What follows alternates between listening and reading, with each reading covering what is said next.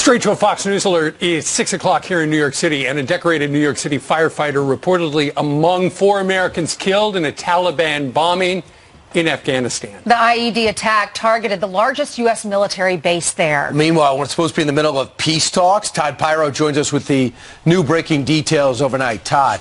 Steve Ainsley and Brian, good morning.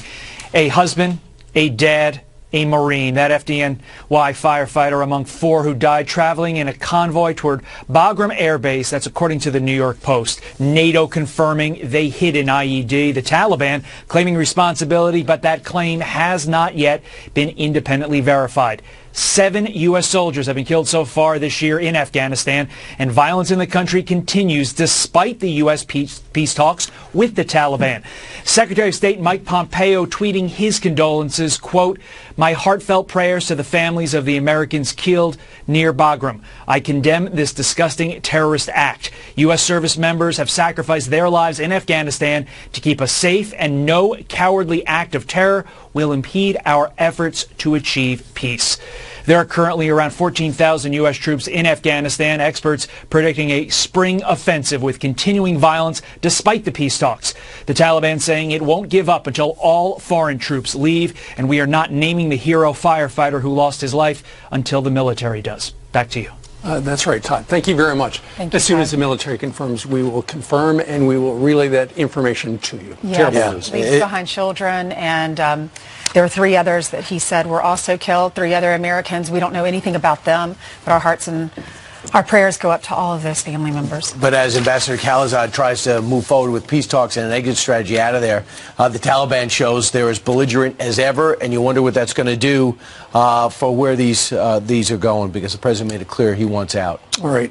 Meanwhile, let's talk about what's going on in this country.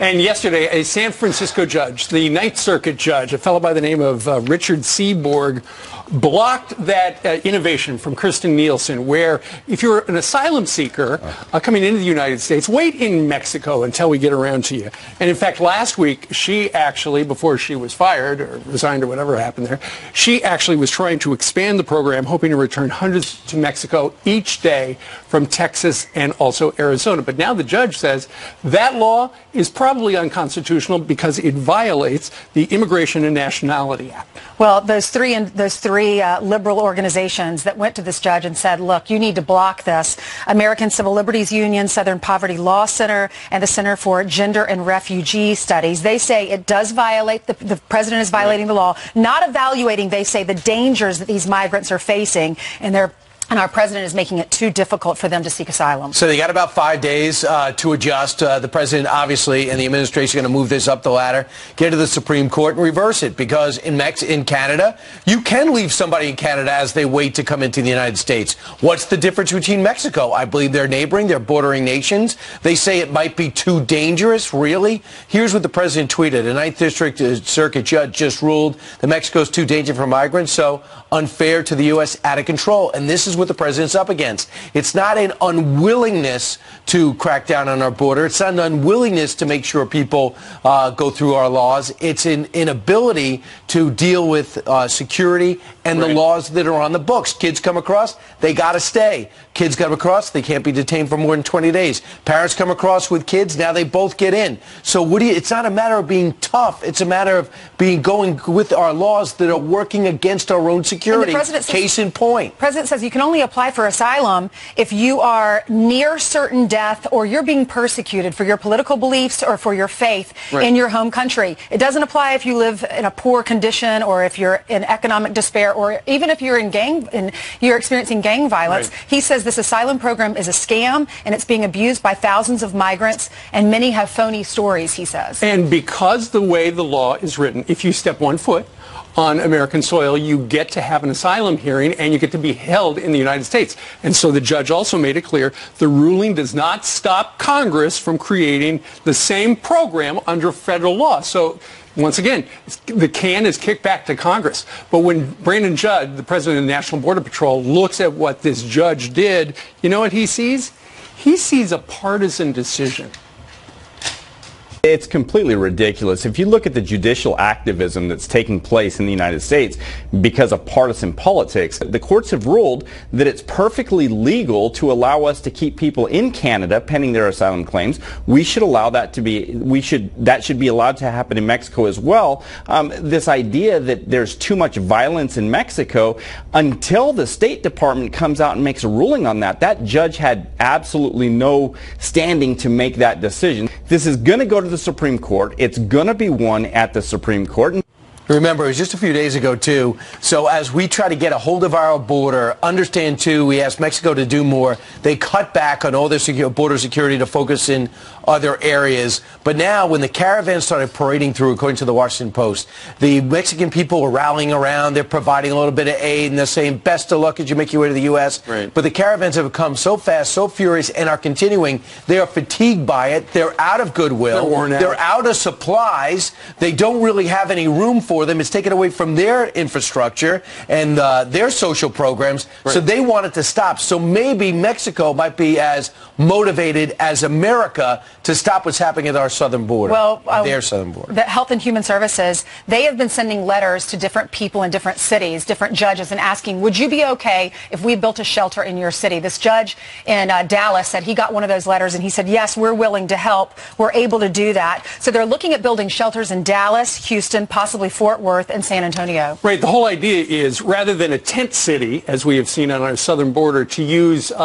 space that's already constructed. And so they essentially build a shelter in one of those towns, and it avoids adding the temporary space. So some of these migrants from these triangle countries in Mexico could be coming to Texas, could be coming to Georgia.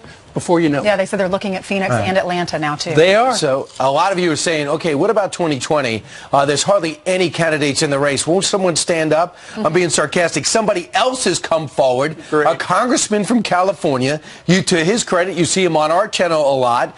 Lately, he's been saying something I find totally illogical about the Mueller report, and he believes the president is colluded in plain sight. Congressman Eric Swalwell chooses the Colbert report to make it official. He is running for president. Watch. I've defended our country from the Intelligence Committee while democracy's been on the ropes. I see a country in quicksand, unable to solve problems and threats from abroad, unable to make life better for people here at home. I'm ready to solve these problems. I'm running for president of the United States. That's official. Thank you. It's official. Now it's official. Boy, did it feel good to say that. So you know what? He's going to get a lot of publicity because when you run in Iowa and New Hampshire, you get a lot of publicity because that's the first caucus and the first primary state. He's actually born and raised in Iowa. Plus, to your point, Brian, about you see him a lot on the channel, you see him a lot on all cable news. So he's going to want, and that's really what's important, is the ability to get noticed in the first couple of states, which he will be able to, given his birth, and then get on TV and get free advertising. Dad was a police officer. Mom made doll houses in the garage and wedding cakes, and said he was born in Iowa. They moved to California when he went to high school, and then he graduated from the University of Maryland, went to law school in Maryland. Said his parents are conservative. He's one of 4 boys, and his parents said, how did one of our kids become a Democrat? Says they watch Fox News. Well, listen, where does he stand on the issues? If you are unfamiliar with him, here's a little montage of what Eric Swalwell is all about. The president acts on Russia's behalf. We saw strong evidence of collusion. They just chose to ignore it, and some of them worked very hard to bury it. We should abolish the policies that allow ICE to go into communities and tear apart families. Yes, as described by Donald Trump, his wall, I think, is immoral. But we've proposed ideas like free community college. It's time to have universal coverage. One thing I have to say about him, he's one of these people that doesn't want to get buried in the woodwork, even though he's in the minority. He wanted to come forward on other issues, and he wanted his parents to see him on television. That's why he came on Fox News. So he comes on all the time. So he understands the arguments, and I look forward to seeing him in the race. But it seems like a whole bunch of people at the same level, they all in almost every poll trail Joe Biden and Bernie Sanders in a very crowded field. And there's not a lot of money pouring in, we'll talk about this next hour, into the Democratic candidates, especially as compared to Hillary Clinton, Barack Obama, and even, who else was running back then? John Edwards. All three of them were in double digits in money earned at this point, and now you have guys mostly making between $5 and $10 million. Why is that? It's because there's only a certain amount of money, and because there are now 18 people running, that money is fractured. Swelling with Swalwell in the race. There might be someone else that's interested in running for president, too. This has got to be a joke. Tell me it's a joke. Alec Baldwin teasing about this on Twitter. He said, if I ran for president, would you vote for me? I won't ask you for any money, and I promise I will win. Beating Trump would be so easy, so easy, so easy. So how's he going to run for president and not ask for money? It's not like he's a billionaire like Donald Trump or Michael Bloomberg. Maybe he won't ask and people will just give it anyway. He'd get a lot of free publicity. Alec Baldwin's just got one problem. He seems to get himself in trouble every 6 weeks. So I think that might be an issue, whether it's a parking spot violation or something he tweets out or going after a reporter or bringing his bike the wrong direction. So that might be his major issue. But he would get a lot of publicity. And one thing Donald Trump taught everybody, there's a way to get free news, free publicity, and that's be part of make yourself available to all news outlets. I think he would do well in New York. I don't know about the rest of the country. What do you think? Email us, friends@foxnews.com. We're also on Facebook. And Jillian has some more news for us. That's right. Good morning. And we are starting with serious news. So let's get you started with this Fox News alert. A man accused of plotting a terror attack near Washington, D.C. is due in court today. Prosecutors say Rondell Henry wanted to drive this stolen U-Haul truck through crowds of disbelievers at a tourist hotspot in Maryland. He allegedly told investigators, quote, I was just going to keep driving and driving and driving. I wasn't going to stop. Henry, who had ISIS propaganda on his phone, said he was inspired by the truck attack in Nice, France in 2016. Henry is a naturalized U.S. citizen born in Trinidad. Also breaking right now, Benjamin Netanyahu casting his ballot in Israel. The prime minister is hoping to win a fifth term as millions of Israelis head to the polls today. Bibi is neck and neck with retired General Benny Gantz, who also just cast his vote. It could take days, even weeks, to determine a winner, since no party has ever won a majority in Israeli elections.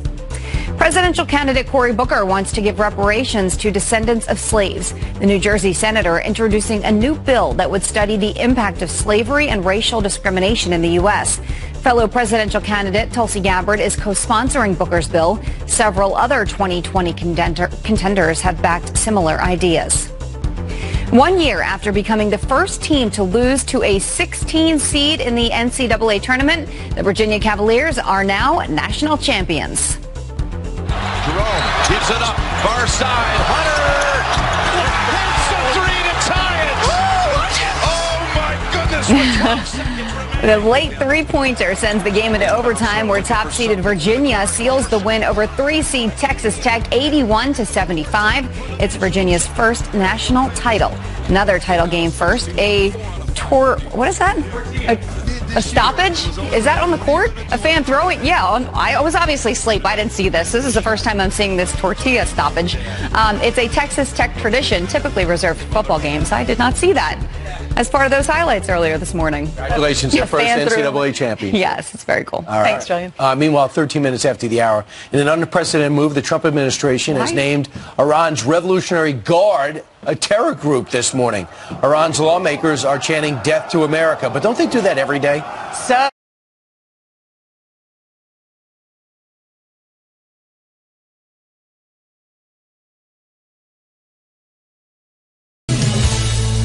the IRGC as a terrorist organization. We've now designated them. The fact is the IRGC has already killed over 600 American soldiers. We're confident this increased pressure will save American lives and create more stability, more peace, more security throughout the Middle East. The Iranian Revolutionary Guard is what he means. In an unprecedented move, the Trump administration ramps up pressure on Iran, naming the Revolutionary Guard Corps a terror organization and slapping it with sanctions. Iran retaliating, labeling U.S. Central Command a terror group. Former CIA Station Chief Daniel Hoffman joins us now, a member of the President's Intelligence Advisory Board. He joins us to weigh in. Daniel, what does this mean? We knew they've been a problem, but now we put them in a special category. What changes? Well, it is an unprecedented move, typically reserved, for non-state actors, terrorist groups. But Iran is a state sponsor of terror, and I think the Trump administration might argue that that's a distinction without a difference. They're supporting terrorist proxy militias like Lebanese Hezbollah and the proxy militias in Iraq, who have done so much harm in those countries, and as Secretary Pompeo noted, have targeted our people and our installations out in those regions. Dan, here's the thing that people should understand, right? They were created after the 1979 revolution because they wanted to make sure the Shah's people didn't come back. So you got the military here, and then you got this paramilitary group here. Now, what does this enable us to do? Sanction them directly? Do we understand how they're financed? Is it not directly from the government? Right. A key component of sanctions is intelligence, is knowing the IRGC personnel and all of their entities. They reportedly control, as Secretary Pompeo has noted, about 20% of Iran's economy. They're also responsible for running Iran's ballistic missile program. And so we'll take that information and we'll track who's doing business with them, and those who do, including Europeans, would risk having their visas revoked or themselves being sanctioned. I mean, look what they've done to us already in 4 terrorist attacks sponsored directly by these people. 1983, 17 Americans killed in the embassy bombings. In 1983, remember 241 Marines killed in the barracks bombing. Khobar Towers, and in 2000, Khobar Towers again in 96. 2011, we know about that other plot, attempted assassination of the Saudi ambassador in Washington, and we know there's some unnamed things they did when we were at war in Iraq. So this goes to show that we're pushing back hard. Meanwhile, they are getting a foothold in Iraq over us. Right. I mean, those examples you noted of Iran's terrorism are just the most notorious examples, but there's so many others, particularly as you note in Iraq, where Iran has supported these proxy militias that have targeted our people there with lethal attacks. We estimate over 600 Americans were killed. I wouldn't be surprised if that figure is quite a bit higher. And really, they're a nefarious, they make it such a nefarious impact on the region writ large. I think we're doing the region a favor by stepping out front like this with this unprecedented policy measure. Yeah, we know Israel doesn't mind, and we know that they're actually running out of money to finance Hezbollah and their forces in Syria, so maybe the sanctions are working. Daniel Hoffman, always great to get your expertise. Thanks so much.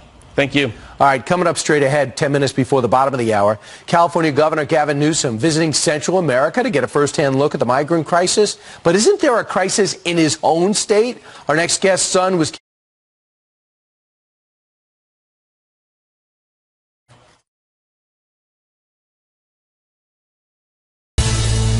Hey, I'm glad you're up. Hope you're dressed. Here are some headlines now. Marijuana laws should go up in smoke in Connecticut. A state committee advancing bills to legalize recreational pot and erase low-level drug offenses. The House and Senate must vote on both measures. And a new billboard slamming pro-life abortion laws is turning heads. It says, quote, "Welcome to Illinois, where you can get a legal, safe abortion." The Hope Clinic for Women putting it up in Illinois near the Missouri border. And lawmakers in Missouri are considering a bill to make it illegal to get an abortion once a heartbeat is detected. Steve Ainsley? Thank you, Brian. California Governor Gavin Newsom kicking off his trip to El Salvador by bashing President Trump. Newsom telling reporters, quote, "Right now you have a president that talks down to people, talks past them, demoralizing folks living here and their relatives in the United States." He is on a 4-day trip to learn more about what's fueling the migration problem into the United States. But is he ignoring the people of his own state? Some have wondered. Our next guest's son, Drew, was killed by an illegal immigrant in California without a driver's license and no insurance. And he says the governor's trip is a total waste of time. Joining us now is Don Rosenberg, president of Advocates for Victims of Illegal Alien Crime. Good morning to you, Don. Thank you for being with us. Thank you for having me. My pleasure. So what is your reaction when you see your governor going down there to El Salvador and saying that he's criticizing the president for cutting the funding to those 3 countries? Well, it's a political stunt. I mean, you know, he says he's going down there to get a better understanding of what's going on. I think he needs to travel around California and get a better understanding of what illegal immigration has done to the state. Well, I know your son, Drew, was killed by a man from Honduras, which is one of those triangle countries, Honduras, Guatemala, and El Salvador. And it should come as no surprise, though, that Gavin Newsom would be doing this right now, because in his first 3 months in office, he's fought the administration, he's sued over the wall, and he has pledged $25 million to help asylum seekers. But you live in a sanctuary state. You know, this is kind of what they're all about out there, isn't it? Oh, absolutely. And actually, Newsom is one of the 3 people that I consider directly related to my son's death. He was the mayor of San Francisco when my son was killed. And it was his policy a year before that if you're in the country illegally, you can drive in San Francisco without a license. And the guy who killed my son was caught prior to that, and they just dropped the charges, let him go. He continued to drive till he killed my son. So Newsom, he's ignoring his own state and worrying about everything else. He's posturing for a run for presidency, and he's, you know, not that he's not going to run right now, but if Trump wins another term, he'll be running in 2024, and that's what he's doing right now. Don, has the disgusting. I know you've been on television a lot talking about the killing of your son. Has the governor, now governor, ever responded to your son's case directly? No, and I think it was 2013. When he was lieutenant governor, I sent him a pretty long letter. I contacted his chief of staff, who promised that he would read it, and and he had nothing else to do other than to promote his book. No, and it's not just Newsom. No Democrats, and I was a lifelong Democrat, no Democrats will ever respond to any victims. And look, you know what, if he hears this, he knows where he can find me, aviac.us, or he can contact you guys. I'll fly to Sacramento in a second to sit and talk to him and try to let him understand what California's policies are doing to California. Don, listening to your story and seeing that picture of your son and being parents ourselves, I can't imagine what you're going through. And then to hear you say that you think his policy is one of the reasons your son's not here, do you feel like, it sounds like his death would have been preventable or is preventable? And do you feel like the United States and our policies have let you down? How do you get through? Oh, they betrayed us. I've looked at probably 1,000, maybe even more cases in the last 8.5 years, and in almost every single one, and I'll say every single one, I just can't remember any that aren't, there were prior instances where the person who ended up killing an American citizen or a legal immigrant could have been detained and deported. And they were let go, and the same thing happened in mine. Like I said, the guy was caught driving without a license in June. They let him go, and in November he killed my son. And that's probably one of the simpler cases. So no, our government has betrayed us. President Obama betrayed us. Gavin Newsom, every Jerry Brown, almost every legislator in California has put illegal aliens ahead of American citizens. And the results are a lot of crime and a lot of death. Yeah, well, when we saw that the governor was traveling to Central America, we wanted to talk to you. Don Rosenberg, thank you very much for joining us today from California. Thank you for having me on. All right, it's about 6:30 here in New York City. In just a couple of hours, Facebook and Google executives will be in the hot seats on Capitol Hill. Kurt, the cyber guy, is here next with the questions Big Tech.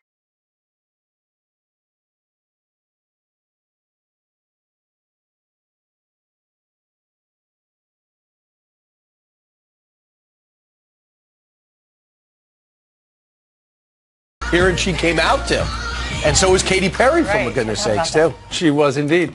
All right, meanwhile, they're going to hear Google executives and Facebook executives today roar on Capitol Hill as they're going to be in the hot seat as lawmakers are set to grill them about their efforts to stop the spread of hate speech online. Kurt Knutson, the cyber guy, joins us now with the top questions that they need to answer. Good morning to you, Kurt. Ainsley, good morning. We don't have enough time to go through that. I mean, if I could grill them, if you just unleash me for a moment. But hey, how about the obvious question? And good morning to you. Good morning. How about the obvious question? You got these algorithms that can predict essentially what we're going to do next, what we're going to buy next. Right. How come you're not using those same algorithms that you spent millions to develop to at least protect us against people to know who's going to hate next? How could they do that? Who might commit a crime next?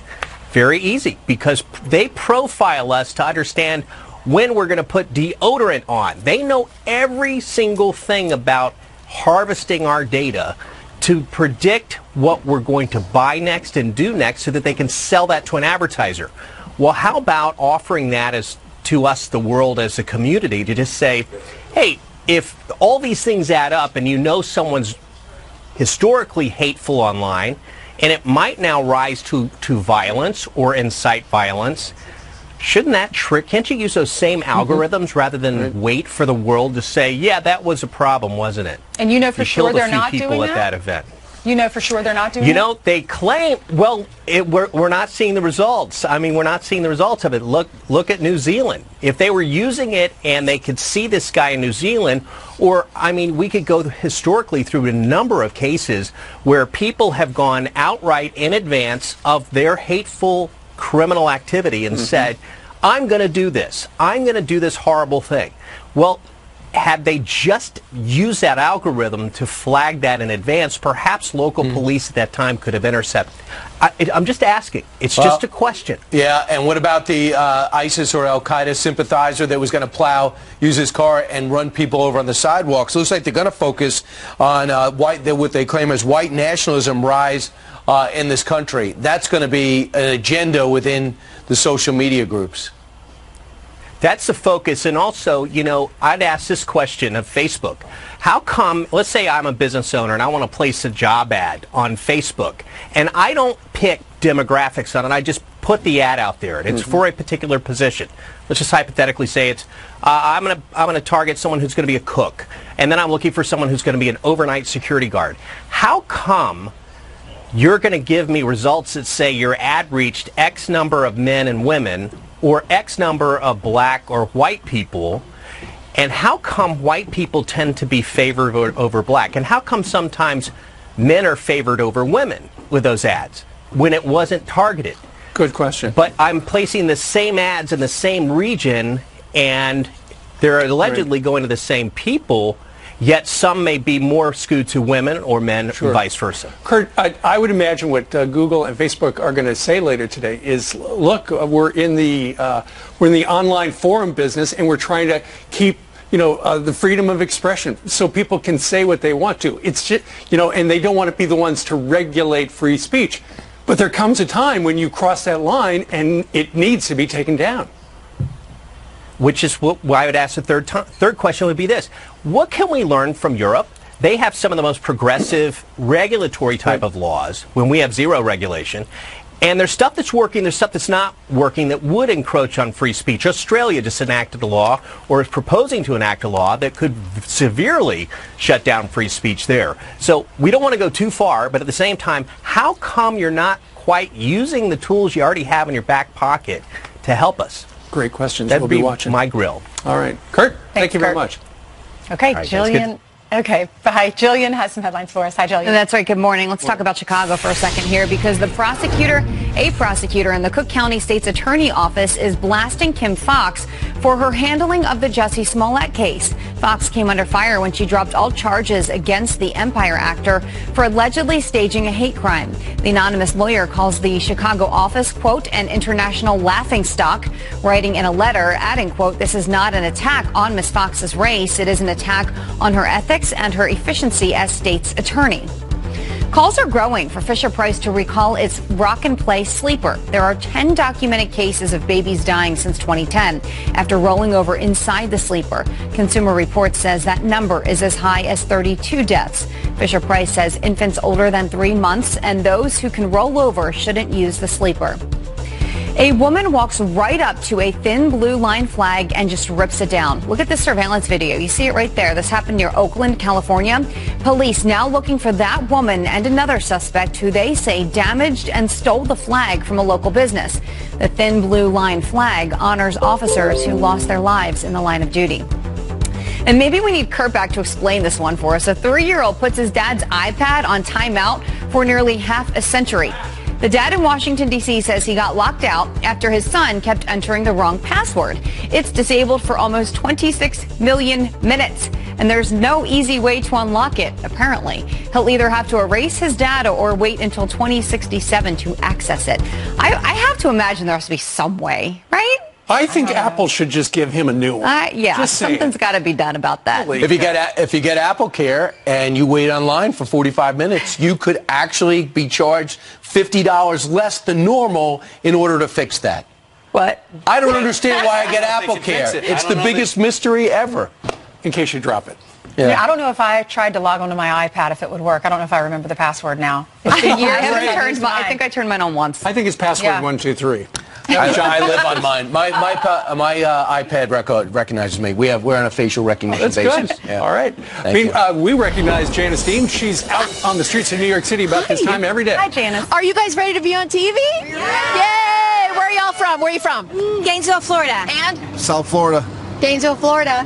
Phoenix, Arizona. Phoenix, Arizona. I know. I Butternut, Wisconsin. All right. Butternut, Wisconsin. Morristown, New Jersey. Fantastic. All right, your mom watches every day. What's her name? My mom, Betty Nasita in Surprise, Arizona. Hi, Mom. Hi, Mom. Let's take a look at your maps. Thank you so much for watching Fox and Friends. It's 47. You know, we got to 76 degrees yesterday. 30-degree difference. We do have a big blizzard I want to tell you about. Across the southeast, first of all, we could see some showers, thunderstorms, maybe some severe storms. But this is what we're going to be talking about not only today, but Wednesday and Thursday. A blizzard, my friends, in April. It's happening across portions of South Dakota up towards Nebraska and then into Wisconsin. Those are blizzard warnings in red. We could see over a foot of snow and windy conditions and the potential for flooding ahead of this, some ice as well. So we'll be talking about that. Anybody who lives in Wisconsin?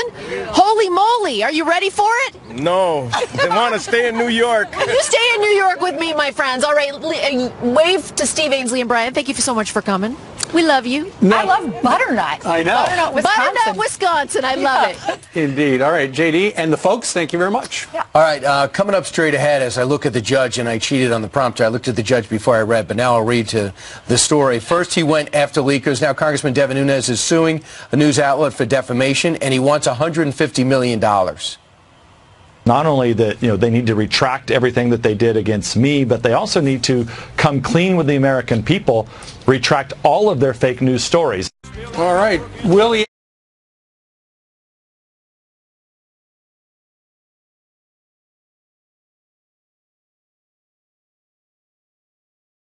California Republican Congressman, that man right there, Devin Nunes, has filed a $150 million defamation lawsuit against McClatchy newspapers, accusing reporters of trying to derail his oversight work on the Clinton campaign and interference from Russia.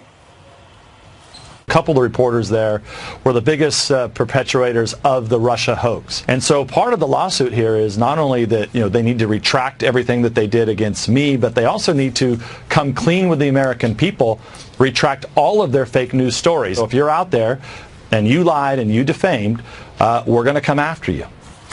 So here to weigh in is Fox News senior judicial analyst and host of Liberty File himself on Fox Nation, Judge Andrew Napolitano. Judge, he is confident. He's loaded for bear. Does he have a case? I don't think he does. But again, it's going to be fact sensitive.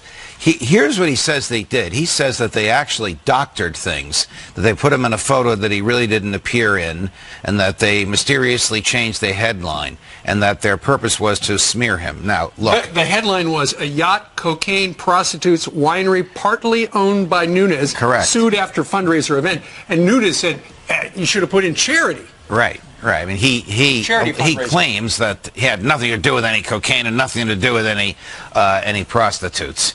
And there's no reason to disbelieve him on that. But his argument is that they did this in order to interfere with his effectiveness when he was the chair of the House Intelligence Committee.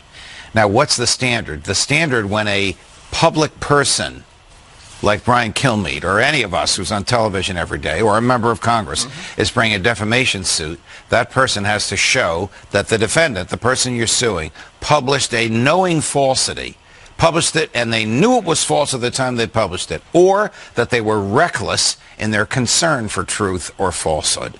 That standard is such a high bar We were talking before the break. Is he going to win? I said, I don't think so. Really hard. The standard is so high he's a public figure. because the public figures never win. They sometimes get concessions. They sometimes get corrections, and that's really what he wants. I don't think he wants the $150 million because I don't think he expects he's going to get it. The rules require you to state how much money you're looking for.